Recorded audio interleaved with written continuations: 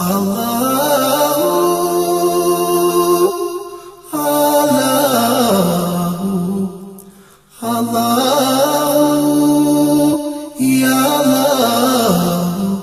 ተመልካቾቻችን የሳምንታዊ ፕሮግራማችን ይዘን ቀርበናል። እኔ መሐመድ ሐምዱና ሼኻችን ሼክ አብዱልለጢፍ ኤቀቦ እና ሳምንት የተለያዩ ነጥቦችን አንስተን አንደኛውን ነጥብ ያየን ነበር ያሳለፍነው ስለ አልከሪሙል አክረም ስለሚለው ማዕና በሚል እስኪ ዛሬ ቀጣዩን አላህ ፍቃድ ከሆነ አብረን እንከታተል። አልহামዱሊላህ ረብል ዓለሚን። እንግዲህ ውድ ተመልካቾቻችን ሳምንት ያህል ተጠብቃችሁን በአላህ Subhanahu Wa Ta'ala ፍቃድ አላህ ስላገናኘን እናንተም አላህ Subhanahu Wa Ta'ala አጅሩን እንዲለግሳችሁ እና በዚህ ኒዕማ ላይ ኒዕማውንም ሳይወስድብንና ሳያጎልብን እየጨመረብን አላህ ያቆየን አብረን እያልኩኝ ባለፈው ሳምንት ካነሳነው ስለ አልከሪም አልአክረም የአረብኛ ቋንቋ ገለጻው ነበረ።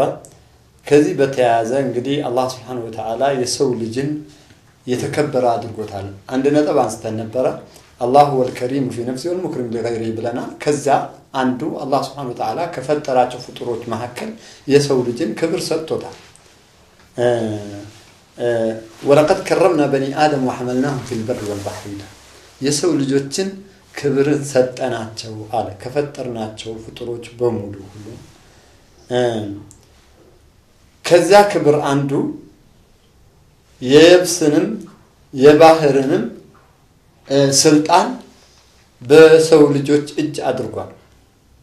هذا من استخلاف الله تبارك وتعالى لبني آدم الله የሰው ልጅን በዚች ምድር ላይ ወደዚች ምድር ፈጥሮ ሲያመጣ ራሱ ኸሊፋ አድርጎ የአላህን Subhanahu Wa Ta'ala አማና የማስተናበሩን የማስተዳደሩን አማና ለገሃዳዊው ዓለም ሰዎች በመሰሎቻቸው መሐከልና በፍጡሮች በተለያዩ ፍጡሮች መሐከል ያንን ይዞ እንዲቆሙ አድርጓል። ይሄ ደግሞ ትልቅ ክብር ነው። هذا هو معنى المكرم لغيره ማለት ይሄ ነው። ባህር ላይ ሲጓዝ አየር ላይ ሲጓዝ አሁን አየር ላይ መጓዝም መጥቷል ኡስታዝ። አሁን እንግዲህ የብስ ስንል ምድር መሬት ማለት ነው። ባህር ስንል ውሃ ላይ መሄድ ማለት ነው አይደለም እንዴ? አሁን ደግሞ የሚገርመው አላህ ያልጠቀሰው ወይخلق ما لا تعلمون ብሎ ሱረቱ النحل ላይ እንደጠቀሰው بصراحه تصريح አድርጎ ያልገለጸው በተግባር ግን ያሳየን ጀው ላይ አየር ላይ ያመላከተውን ማለት ነው። የሰው ልጅ ከመከበሩ የተነሳ በመስራቱ በእድገቱ ምን ደረጃ ደርሷል? በአየር በህዋ ላይ መጓዝ ደርሷል። መሬት ለቆ እስከመጣ አንዳንዱ አልፎ ላይ ስፔስ ላይ እንኖራ ማን ነው ስሙ ይሄ መንኮራኩሮች ጨረቃ ላይ እንኖራለን ከስፔሱ አልፎ እያሉ ነው ያለው። በጨረቃ ላይ ነው የተከፋፈሉ። ይሄ ገሃዳዊ አላህ ለሰው ልጆች የሰጣቸው ክብረት ማለት ነው። ማርስ ላይ እንግዲህ እኔ ስሙ ቁጥሩ አይገባኝም ፈረንጅኛ ስለሆነ ማለት በአማርኛ ቢሆን ጨረቃ ምን በለው ማርስ ብቻ የጨረቃ አይነት እና ይሄንን ለማድረግ በቢሊየን የሚቆጠር ዶላር ከፍሎ ነው እዛ እንኖራለን ያሉትና አየሩ ይስማማቸው አይስማማቸው والله اعلم على كل حال ግን ولقد كرمنا بني ادم የሰው ልጅን አክበረናል ማለት ይሄ ነው።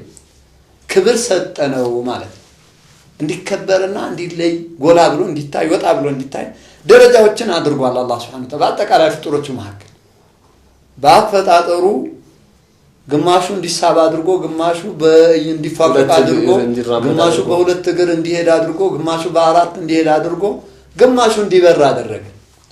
ድሮ የሰው ልጅ ዛሬ በደረሰበት ደረጃ ላይ ከመድረሱ በፊት ወፎችን እያየ በቃ ይደሰት ነበር።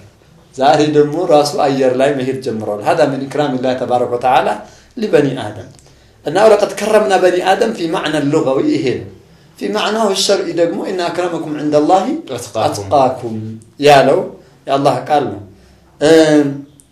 الكريم ياتي بمعنى السعه وقال تعالى وهو الذي يبشر عباده المؤمنين بالاجر الكريم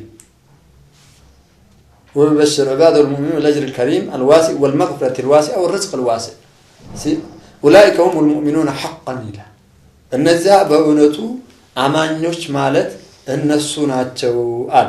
ሌላ የለም እንደማለት እኮ ነው። هذا بمعنى الحصر እና ለነሱ ደግሞ ደረጃቱን ከፍታዎች አሉላቸዋል። አንድ ከፍታ ሳይሆን ብዙ ከፍታዎች አሉላቸው። የተለያዩ ማዕረጎች አሏቸው ማለት እማን ዘንድ عند ربهم ጌታቸው ዘንድ አላህ Subhanahu Wa Ta'ala ፈጣሪያቸው ዘንድ ومغفرة ምህረትም አላቸው። ከአላህ ዘንድ የሆነ ማርታ አላቸው ከወንጀላቸው ከኃጢአታቸው ማለት ነው። ورزق كريم በጣም ሰፊ የሆነ የተከበረ ሲሳይ የማይቆጠር ሲሳይ ከአላህ ዘንድ አለላቸው ይላል። ርዝቅ የሚለው ቃል هو يقع على كل شيء شأنه الانتفاع به ለሰው ልጆች አገልግሎት ለሚውል ነገር በሙሉ የሚለበሰውንም የሚበላውንም የሚጓዙበትንም የሚገዙበትን ሁሉንም ሊያካትት ነው። ሁሉ ርዝቅ ነው። الأولاد رزق الآن سبحان الله ይሄ የሚለበሰው የሚጓዙት የሚበላ የሚጠጣ አንድ አይነት ነው። አንድ አይነት ርዝቅ ነው። ከዛ የበለጠ ግን ልጅ ትልቁ ርዝቅ ነው። ይሄ ቁሳዊውን ስናይ ሰመረተል ፉአድ የሚባለው ልጅ ርዝቅ ነው። ዕውቀት ርዝቅ ነው። ስሙ ከፍ ብሎ አንድ ሰው መታየቱ ርዝቅ ነው። የተናገረው መሰማቱ ርዝቅ ነው። ከዚህ ሁሉ የበለጠ ርዝቅ ደግሞ የራስን ክብር ጠብቆ በአግባቡ ሌሎችን ማክበሩ አላህን ከፈሩ በኋላ በኢማን ላይ መኖሩ ትልቁ ርዝቅ ነው። ርዝቅ ማለት እንግዲህ ባንድ አይወሰንም ማለት ነው። የሆነኛ በመናያቱ ለጊዜ በመትበላ በመትጠጣ በመትለበስ በመትመነዘረው ቅጠል ብቻ ልንተረጉማት እንችላለን። ይሄ ግን ትልቅ ስህተት ነው ርዝቅ በሚለው ላይ ማለት። ርዝቅ ማለት የሆነች ቅጠል የምትቆጠረው ገንዘብ ብቻ አይደለች። ርዝቅ ማለት ብዙ ነው። አላህ Subhanahu Wa Ta'ala ብቻ ነው የርዝቅን ትርጉም ለሰዎቹ ለፍጡሮች የዋለላቸው ርዝቅ የለገሳቸው ርዝቅ ምን እንደሆነ የሚያውቀው እሱ ብቻ ነው። እንደማድ እና ለሰው ልጅ ኑሮ መሰረታዊ የሆነ ነገር ስንመለከት አሁን ይሄ ምን ተነፍሰው እምንስበው ወደ ውስጥ የምናስገባው አየር ትልቅ ርዝቅ ነው። ከዛ በላይ ምን ርዝቅ አለ ለሰው ልጅ? አንዲት ደቂቃ ላይ አላህ ያቺን ኦክሲጅን ምትባለዋ ቢይዛት አይደለም ይላሉ አንድ ሸህ የሰው ልጅ ቀርቶ ይሄ ግዑዝ አካላት ሁላ ይፈረካከሳል ነው የሚሉት። ድሮ ተፍሲር ላይ የመጀመሪያ ሲያሳዩ ያቺ ትልቅ ኒዕማ ናት እንደ ቁሳዊ ኒዕማ መካከል ትልቅ ኒዕማ ናት የማትታይ ቢሆንም ለዚህ ነው አላህ Subhanahu Wa Ta'ala ተላላቅ ርዝቆችን እኛን ለጊዜያዊ በዚህ ዱንያ ላይ እንድንጠቀምበት ካደረገልን መካከል ተላላቆቹ ርዝቆች በራሱ እጅ ነው ያደረገው። ቀደም የሰው ልጅን አላህ ውክልና ሰጥቶታል በመድር ላይ አላልንም? በሌሎች አነስ ባሉ ነገሮች ላይ ውክልና ተሰጥቷል የሰው ልጅ።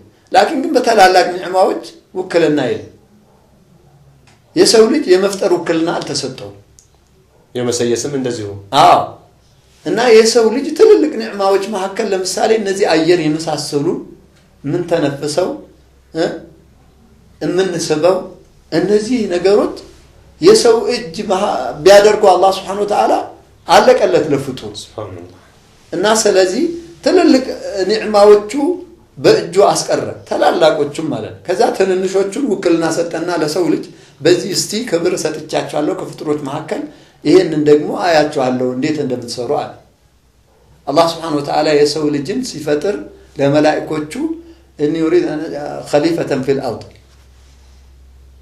خليفه لا درج فلقالوا ملائكته اني جاعل في الارض خليفه سي اتجعل فيها من يفسد فيها ويسفك الدماء ونحن نسبح بحمدك ونقدس لك ምድርን የሚያበላሽ የሚገድል ደም የሚያፈስ እነዚህን ታደርጋለህ እንዴ?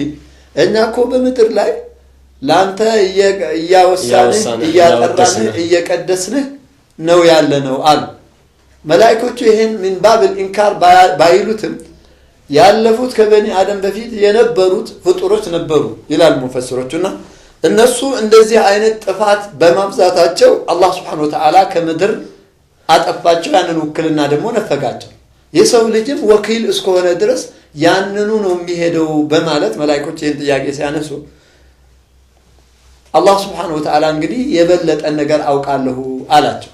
ከናንተ ዓለም ማለት ማለት መልስ መለሰላቸው እና ያ ውክልና ያገኘው የሰው ልጅ ውክልናውን ያገኘበት ውስን ነገር ላይ ነው ሁሉ ነገር ላይ አይደለም በመድር ላይ ጋር ዙሩ አሁን እኛ እቺን ነጥብ ስናነሳት ክብር ከሚለው ቃል ነው የመጣ ነው። እንግዲህ ከነዛ ከበኒ አደም መካከል ትልቅ ውክልና ያላቸው ሙእሚኖች ናቸው።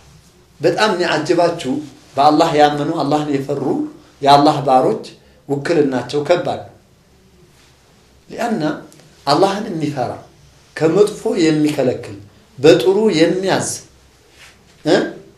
ሙእሚን ባሪያ ባይኖር ይቺ ምድር ትጠፋለች لا تقوم الساعة حتى لا يقال في الأرض الله على رواية مسلم رواية في صحيح مسلم وفي عند أصحاب السنن كذلك ስለዚህ በአላህ ያመኑ ባሮች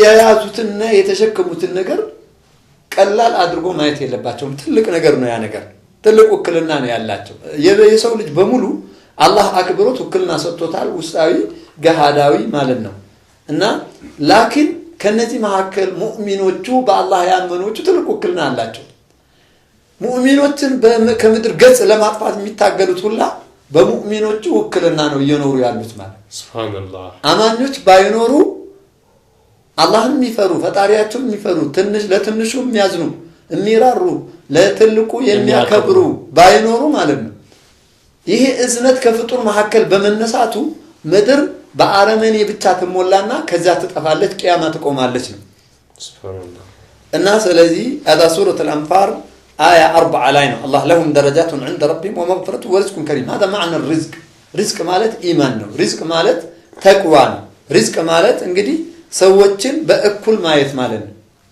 አለማዳላት ማለት ነው በሐቂቃ የተለያዩ ነጥቦችን ያየን ያለ ነው የሰው ልጅ መከበር የሚለውን ነገር ሼኻችን ሲያብራሩት በተለያየ መልኩ እየገለጹ ነው ወይም የሰው ልጅ የተከበረ ነው ማለት በሁለት መልኩ ነው ካፍሎ ያሳዩን ያሉት አንደኛ አላህ ዲን الاسلامን የመሰለን ነገር ይሄ ሸሪዓ ኢላሂያን የመሰለ መለኮታዊ ድንጋጌን የመሰለን ነገር እንዲሸከም የዲን ሐላፊነትን እንዲሸከም እንዲቀበል ማድረጉ በራሱ ሌላኛው ከሁሉ አክብሮት አይነት ሁሉ የከበደ አክብሮት መሆኑንና በሁለተኛ ደረጃ ደግሞ በምድራዊ ህይወት ስንኖር እዚህ ዱንያ ዓለም ላይ ስንኖር በቁሳዊ ነገሮች ማመቻቸት የሚበላውን የሚለብሰውን የሚጓዝበትን በየብሱም በኦቂያኖስም እንደዚሁም ደግሞ አየር ላይ ያለውን ሁሉ ማመቻቸቱ በራሱ አላህ የሰው ልጅን ከማክበሩ መግለጫ ነው እንደው የሚጋለበውን አልፈን ወይም የሚሾፈረውን እስከ ማብረር ድረስ እየሄድን ነው ተለያየ ነገር አላህ ባለው መልኩ ያብራሩ ነው ያሉት ሐቂቃ እና በሌላ መልኩ ደግሞ አላህ ትክክለኛ አማኞች ብሎ እየተቀሳቸው አማኞች እንዴት አሉት ምን እንዳላቸው ሲገልጽ ብዙ አይነት ሽልማት ነው የተቀሱልን ልዩ የማዕረግ አይነቶች አሏቸው ተባለ ያ ብቻ አይደለም ሌላ የሚያስደስት ነገርም አለ عند ربهم كمان ዘንድ ነው የተባለው አላህ ዘንድ እንደው በእኛ ግንዛቤው እንኳን ትንሽ የተወሰነች አቅም ያለች ወይም የበላይነት ያለው አካል ላይ የሆነ ነገር አለህ ብንባል ምን አይል ይሰማናል በዱንያ ህይወት እንደው ደስ ይያለን በረን ለመድረስ ትንሽ ነው አይደል የሚቀረን عند ربهم ሲል የማዕረግ አይነት ከጌታው ዘንድ ሲል ሌላኛው ብስራት ነው ለትክክለኛ አማኞች ሶስተኛው ሽልማት ደግሞ ምህረት ወመግፊረቱ ሌላ አራተኛው ደግሞ ወርዝቁን ከሪም የተከበረ የሆነ ሲሳይ ታገኛላችሁ በሚል በተለያየ አይነት መልክ አላህ የሰው ልጅን ያከበረው መሆኑን እየገለጹልን ነው وهو الجواد المعطي الذي لا ينفد عطاؤه الله سبحانه وتعالى ማለት በጣም የማያልቅ ስጦታን ሰጪ የሆነ ጌታ ነው ይላል ካፍታ ቆይታ በኋላ ተመልሰን እንመጣለን የተከታተላችሁን ያላችሁ ተመልካቾቻችን እንዳትርቁን አብራችሁን ቆዩ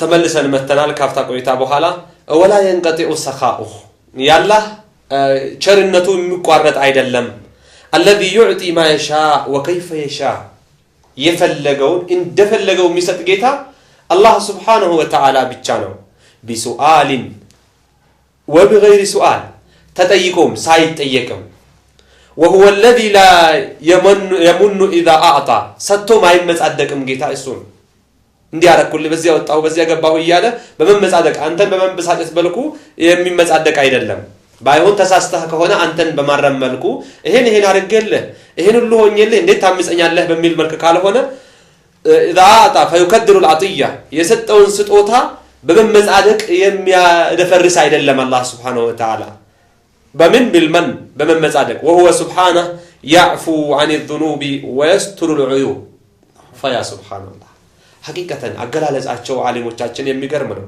አላህ Subhanahu Wa Ta'ala ማለት ከኃጢአትህ የሚያልፍህ እንከንህን የሚሸፍንልህ حقيقة الله እንከናችንን ባይደብቅልን ተጋልጠን እንቀር ነበር የተለያዩ ወንጀሎች ሰው እንደመሆናችን كل بني آدم خطاء وخير الخطائين التوابون ብሎ ረሱል ሰለላሁ ዐለይሂ ወሰለም እንደገለጹት ሰው ልጅ ሆኖ ስተት የማይፈጽም አልነበረም ግን በአላህ መሐሪነት አላፊነት ደባቂነት ግን ምን ሊያደርገን ይችላል ላያጋልጠን ይችላል ማለት ነው አላህ ወንጀልህንም ያልፈሃል እንደገና እንከንህንም ነውርህንም ምን ያደርግልሃል ይደብቅልሃል ويجازي المؤمنين بفضله ويجازي المعرضين بعدله الله አማኝ ቀና ባሪያዎቹን በትሩፋቱ ነው የሚመነዳቸው ችላ ባይ አመፀኞችና ወንጀለኞችንም ደግሞ በፍትሃዊነቱ ነው የሚቀጣው አላህ Subhanahu Wa Ta'ala እና ይህ ከቸርነቱ መግለጫ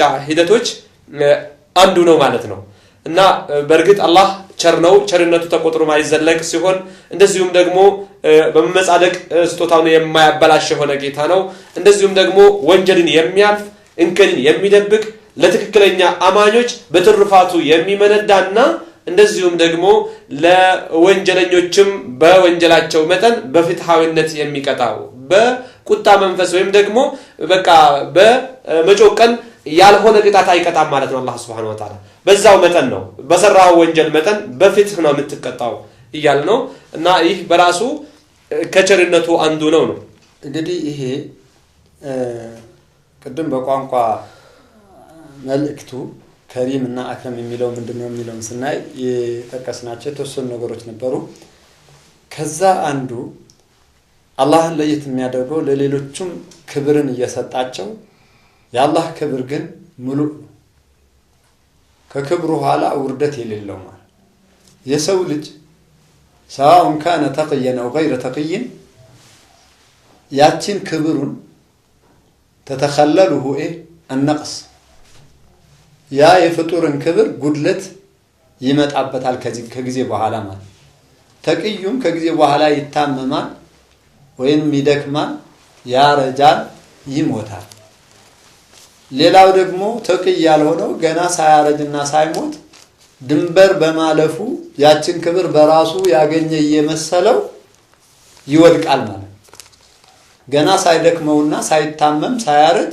ክብሩን ይነፈቃል ማን ተቅይ ያልሆነው ተቅይ የሆነው በተፈጥሮ እየደከመ ያረጀ ሲሄድ ይሞታል ይቀራል ስሙ በጥሩ ግን ይነሳል ከሞተም በኋላ ተቅይ ያልሆነውና ቁሳዊ ክብር አላህ የሰጠው ምን ይሆናል በራሱ ያንን አላህ የሰጠውን ጸጋ በሙሉ አላህን ይረሳና እኔ ነኝ ያገኘሁት ይያለ ከዘር ማንዘሬ ምን የተከበርኩ የነገስታት ዘር ነኝ ንጉስ ነገስት ነኝ ይያለ በዚህ በመላሱ እቺ ምላስ የማታመጣው ጣጣ የለምና በመላሱ ክብሩን ይነፈጋል ማለት ነው አላህ Subhanahu Wa Ta'ala ግን የሱ ክብሩነቱ የሰፋ የላቀና የተሟላ ለምን ጉድለት የሚባል ነገር በየትኛው መልኩ አይታይበትም እንከን የማይከተለው ጌታ ነው ማለት ነው እና ቅድም እንደተጠቀሱት አላህ Subhanahu Wa Ta'ala ከክብሩነቱ ትርጉም ለባሮቹ የሰጣቸውን ነገር ዝም ብሎ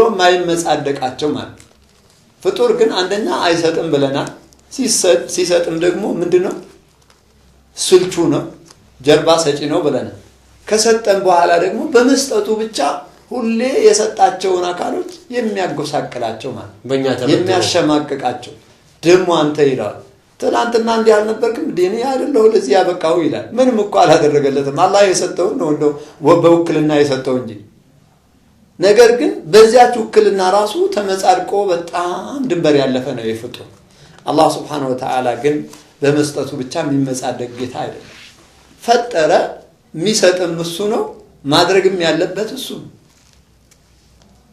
በችሎታው ማለት ነው ይሄን ማድረግ ያለብኝ እኔ ስለሆንኩኝ ብሎ ብቻ አይመጻደቅም አላህ ፍጡሮቹን አንዳንዴ የዋላቸው ንዕማ የሚያነሳባቸው ለምንድን ነው ሲያምጹት ሲዋሹበት በአላህ ላይ ያልሆነ ቦታ ሲገኙ ያልሆነ ቦታ ሲገኙ ለምን ይላቸዋል። ጥያቄ ነው ይጠይቃቸዋል። ለምን ይሄን ነገር ለምን አደረጋችሁ?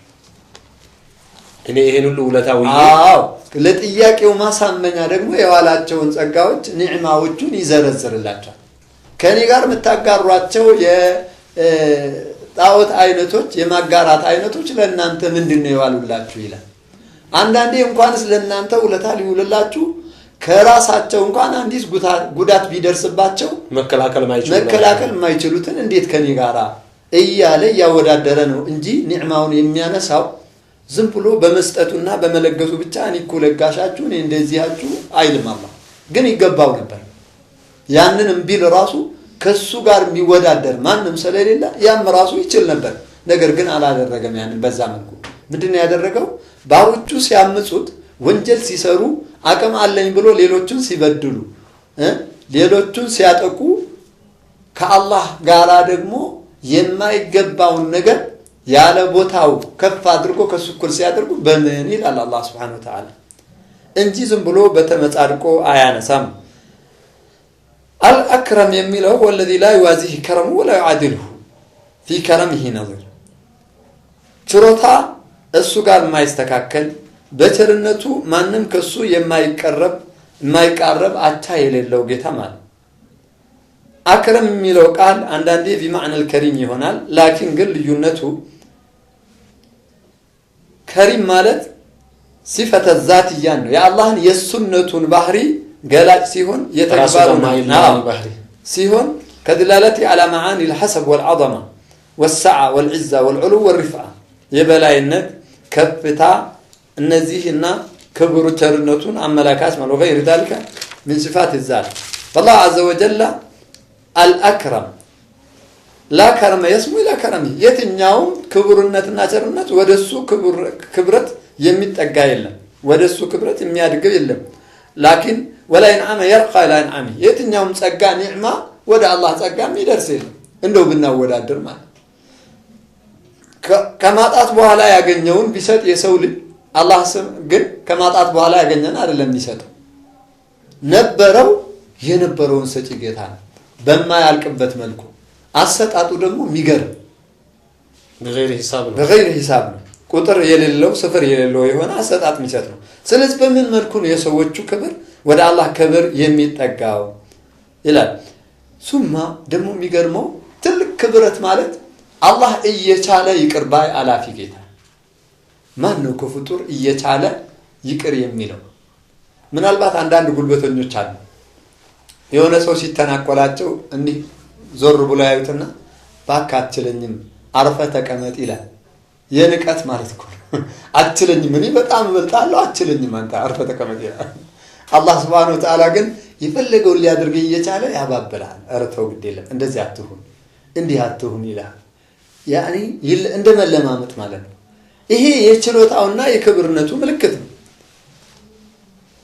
الله ደግሞ يعطي ما يشاء لمن يشاء كيف يشاء وهو يعفو عن الذنوب ويستر العيوب قدم دانسوت ማለት ወደ ሶስተኛው ነጥብ ስንመጣ وروده في القرآن الكريم ይሄ كريم الأكرم የሚለው የአላህ Subhanahu Wa Ta'ala ስም ቁርአን ውስጥ የተከበረው ቁርአን ውስጥ መምጣቱ እንዴት ነው የሚለው كريم የሚለው አላህ ቃል በቁርአን ውስጥ 3 ቦታ ላይ 3 ጊዜ መጥቷል። فتعالى الله لا إله إلا هو رب العرش الكريم يلا الله سبحانه وتعالى سورة المؤمنون 116 አንቀጽ ላይ فتعالى كف على لاك الله لا إله إلا هو ከእርሱ በስተቀር ሌላ አምላክ የሌለ የሆነ ሊመለክ የሚገባ ማለት ጌታ መቼም አይኖርም እንደ ቋንቋ ደረጃ እንደው ጌታ ቢሉ ሰዎቹ ላኪን ፈጣሪ የሚባል ነገር አይኖርም ከአላህ ውጭ ማንንም አያስበው እርሱ ረቡል አርሽል ከሪም የዚያ የታላቁ ዙፋን ጌታ ነው። ይህ ታላቁ ዙፋን አላህ ከእርሱ በላይ ሆኗል وسع كرسيه السماوات والأرض ثم هذا أوسع من الكرسي ይሄ ደግሞ አርሹ ዙፋኑ ከኩርሲው ከፍ ያለና የሰፋን እና አላህ Subhanahu Wa Ta'ala الكريم هذا مفسروች አሉ وصفة العرش أم صفة الله يا الله سبحانه وتعالى ባህሪ ነው ይላል። بعرشم يترجمالو عند أجبابو لكن أمتاتو الله صلى راسو يتناجر فتعالى الله لا إله إلا هو رب العرش نوسو الكريم ولتنيا ومن يشكر فإنما يشكره لنفسه ومن كفر إن ربي غني كريم إلى كأن أنت مهكل الله بواللت ولتا أمسجن يهون سو فإنما يشكر لنفسه يما مسجنوا ولتا لراسونه وتيتو لسونو من ومن كفر انبياء لك وهنا دقمو إن ربي غني كريم جتاي الله سبحانه وتعالى يتبقى كبر جتانو بلاتشو قال يا أيها الإنسان أنت يسول جهي إلى الليلة وتعالى ما غرك بربك الكريم من إن تتعللك أنت بزابة تكبرونا شربه ونجيتا الانفطار آية 2 سورة الانفطار لتنيا عنكس لاي سوست بوتا لاي متال مال الكريم يميلو يا الله سبحانه بقرآن است أكرم يميلو فورد في قوله تعالى اقرأ وربك الأكرم أنبب الله نبي الله صلى الله عليه وسلم وحي لما جمرا غزي ك400 على سياور دباچو بغار هيرا لاي جبريل الله كباچونا أنبب አላቸው جبريل አላነብማ انا ቢቃሪን እኔ አንባቢ አይደለሁም ጭምቅ አረጋቸው መፈናፈኛ አሳጣቸውና አሁን ለቆ ደግሞ አንብብ አላቸው ማነ ቢቃሪን አንባቢ አይደለሁም ሁለተኛ ማለት ከዛ ሶስተኛ ላይ اقرأ وربك الأكرم اقرأ بسم ربك الذي خلق الإنسان من علق اقرأ وربك الأكرم بلو አላቸው ጌታ الله أكرم كهلو بلاي هنا ማለት የሱ ክብርነት ከሁሉ ክብሮች በላይ ከየትኛውም ክብረት በላይ የሆነ ክብር ባለቤት ነው እሱ الكريم بمعنى العزيز يمدح وعلى هذا يكون غير مقتض مفعولا في أحد وجوهه يراسو انجي كبرته كليلا ያገኛት አይደለችም ማለት الله سبحانه وتعالى ያቺ ክብረቱ የበላይነቱ የራሱ እንጂ ከሌላ የመጣለት አይደለም مفعول አይገባበትም ማለት ይሄ ፍጡር ግን ከአላህ የመጣለት ነው ክብረቱ የትኛውም ፍጡር ቢከበር ያቺ ክብረቱ ከማናት ከአላህ የመጣችለት አላህ ክብረቱ ግን ታላቅነቱ የራሱ ናት ማለት ነው إذن ይሄ ስም متردد بين أن يكون من أسماء الذات وبين أن يكون من أسماء الأفعال የሱነቱ ስምና የተግባሩ ስም በመሆን መሐከል ነው ያለው ማለት والله عز وجل لم يزل كريما ولا يزال ከበፊትም ለወደፊትም الله የተከበረ ጌታ ነው ووصفه بأنه كريم هو بمعنى نفي النقائص إذن الله كريم ነው ክብር ነው ብለን ስንገልጸው ጉድለት የሌለበት ማለት ምንም الله سبحانه وتعالى ክብረት እንጂ ጉድለት የሌለበት ጌታ ማለት ووصفه بجميع المحامد የሙገሳና የውደሳ አይነቶች በሙሉ የሱ ብቻ ናቸው ማለት بهذا يكون من اسماء الذات إذ ذلك راجع الى شرف ذاته የእርሱነቱ ልቅና ላይ የምትመለስ በመሆኑ وجلاله صفاته የበህሪው ታላቅነት ጋራ የተያዘች በመሆኑ ማለት اذا كان فعليا كان معنى كرمه እንደ ወደ ተግባር ስናመጣው معنى كرمه የሱ የክብረቱ የክብርነቱ ትርጉም ምን ይሆናል አላህ ለባሮቹ የሚሰጣቸው ጸጋዎች አንዳንዶቹን የበላይ ሲያደርጋቸው ከፍጡሮቹ መሐከል የዚህ ትርጉም ይሆናል አክረም ማለት ወስፈ ዛቲ والكريم الوصف الفعلي ይሆናል ይላል የተከበራችሁ ተመልካቾቻችን የዚህን ሳምንት ፕሮግራም ከአልከሪም አልአክረም የሚለው የአላህ Subhanahu Wa Ta'ala ስም እና ባህሪያት አምስት ነጥቦች መሐከል ሶስተኛ ነጥብ አይተን ያለው በዚህ ሳምንት እንግዲህ ያየነው ሶስተኛው ነጥብ ኢንሻአላህ የቀሩትን በቀጣዩ ሳምንት እንሞላበታለን እስከዚያው ድረስ አላህ Subhanahu Wa Ta'ala በሰላም ያገናኘን ከፕሮግራማችን ሳትርቁ በጉጉት ተጠብቁን ወሰላሙ አለይኩም ወራህመቱላሂ ወበረካቱ